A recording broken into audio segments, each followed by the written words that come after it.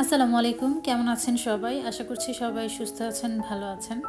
আলহামদুলিল্লাহ, আল্লাহর অশেষ মেহেরবানিতে আমরাও ভালো আছি।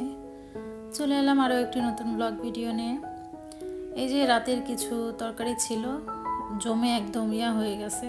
এটাকে গরম করে নিব আর সকাল সকাল বানিয়ে দিব হচ্ছে বাচ্চাদের জন্য চালের রুটি।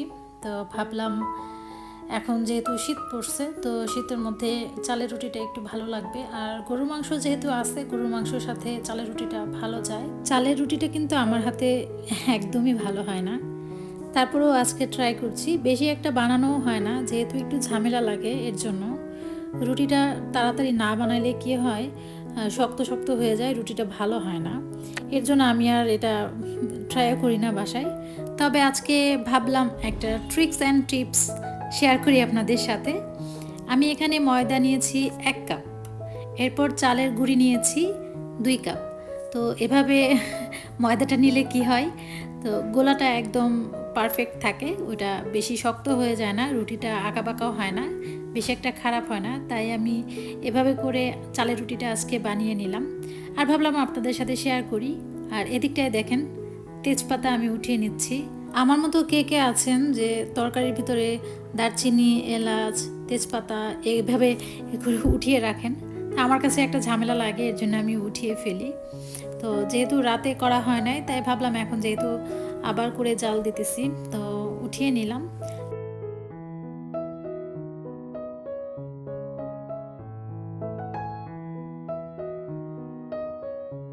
এদিকটায় আমি রুটি বানানোর জন্য ডো রেডি করব, এর জন্য পানি দিয়ে দিয়েছি।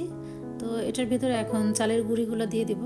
চালের গুঁড়ি আর হচ্ছে ময়দাটা আমি একসাথে মিশিয়ে নিয়েছি, একদম মিক্সড করে নিয়েছি। তো এখন এটাকে হালকা নাড়াচাড়া করে এরপর ঢেকে রেখে দেব, যাতে এটা সেট হয়ে যায়।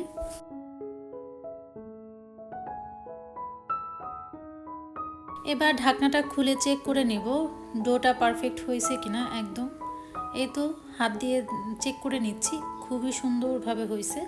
তবে এটা ঠান্ডা হয়ে গেলে পরে কিন্তু ডোটা ময়ান করা যাবে না। তো যা করা লাগবে সব গরম থাকতে এখন করতে হবে। আমি আমার কাউন্টার টেবিলটা একদম ক্লিন করে নেব এখন। তাছাড়া ক্লিন করাই ছিল, তারপরও আরেকবার ওপর থেকে একটু মুছে নিচ্ছি। এরপর ডোগুলো আমি এখানে নামিয়ে ভালোভাবে ময়ান করে নেব।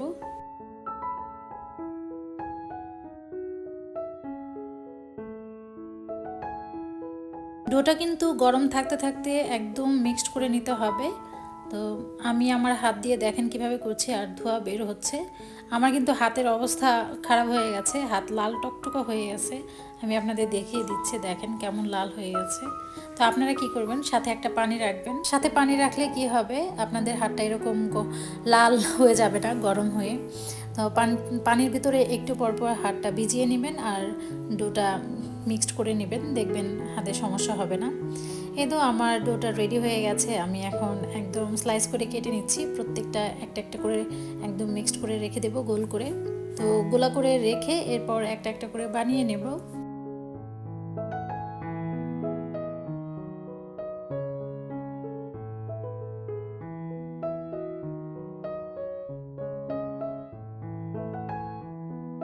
ডোগুলো গোল করে নিয়ে নিয়েছি, এখন এটার ভিতরে রেখে এরপর ঢাকনা দিয়ে ঢেকে রেখে দেব। ঠান্ডা হয়ে গেলে আবার শক্ত হয়ে যাবে, তো শক্ত হয়ে গেলে রুটি বেলাটা কঠিন হয়ে যাবে। তাই এটাকে আবারও ঢেকে রেখে দিলাম। আর এদিকে চালের গুঁড়ি নিয়ে নিয়েছি, এটার ভিতরে একটা করে বানাবো আর একটা করে রুটি ছেঁকে নেব। কারণ সাথে সাথে ছেঁকে না নিলে এটা কি হবে, একদম শক্ত হয়ে যাবে, খেতে ভালো লাগবে না। তাই আমি একটা একটা করে করব আর একটা করে ভেজে নেব।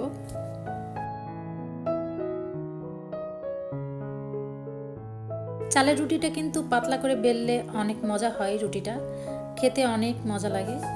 তো আমি কিন্তু আমার আটার রুটি যখন বানাই, আমি তখনও আমার আটার রুটিটাও একদম পাতলা করে বানাই। কারণ আমার কাছে মনে হয় পাতলা করে বানালে খুব মজা লাগে আর খুবই তাড়াতাড়ি হয়ে যায়। এই যে দেখতে পাচ্ছেন, খুবই দ্রুত হয়ে যায়। এক এক করে সবগুলো রুটি আমি সেঁক দিয়ে নেব। তো দেখতেই পাচ্ছেন কালারটা কত সুন্দর লাগছে, খেতেও খুবই সুস্বাদু হয়েছিল। তো এই তো আমার একে একে প্রায় সবগুলো রুটি সেঁক দেওয়া হয়ে গেছে। তো একটা একটা করে সেঁকে নেব, এরপর বাচ্চাদের খাবার দিয়ে দেব। এদিকটায় হচ্ছে আমার তরকারিটা একদম গরম করে রেখে দিয়েছি। রাতে যেহেতু রান্না করছি দেখতেই পাচ্ছেন, ঝোলের পরিমাণটাও একটু বেশি দিয়েছি, কারণ বাচ্চারা যেহেতু ঝোল পছন্দ করে। আর তাছাড়া আলু তো দিলে কথাই নাই, আলু তো আজকে দেওয়া হয়নি, এর জন্য ভাবলাম ঝোলটা একটু বেশি রাখি, তাহলে ভালো লাগবে, ঝোল ঝোল করে বেশি বেশি করে খেতে পারবে। দিকটায় প্লেটটা রেডি করে নিচ্ছি বাচ্চাদের জন্য। তো এভাবে একটু সাজিয়ে দিলে ওরা খুব ভালোভাবে খায়, আনন্দ নিয়ে খায়। তবে আমার ছোট মেয়ে কেন জানি না বেশি একটা পছন্দ করে না এই চালের রুটি, আটা রুটি খেতেই পছন্দ করে। কখন থেকে ডাকতেছি, আজকে পরীক্ষা নাই তাই ঘুম থেকে উঠেই না। বসো বসো বসো। একটা এটা এটা আসি পেঁয়াজ বেশি বাবা, তুমি তো পেঁয়াজ কম খাও, তুমি তো পেঁয়াজ খাওই না। খাও চালের রুটি।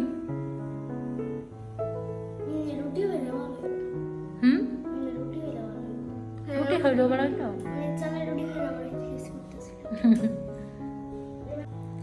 গোলু গোলু, ডেকে ডেকে ওইদিকে কেন যাইতেছো? এদিকে আসো আসো। ওয়াটার আমি পানি দিয়েছি, তুমি খাইতে থাকো। মেয়েকে হচ্ছে পানি দিই। Thank you. ওয়েলকাম।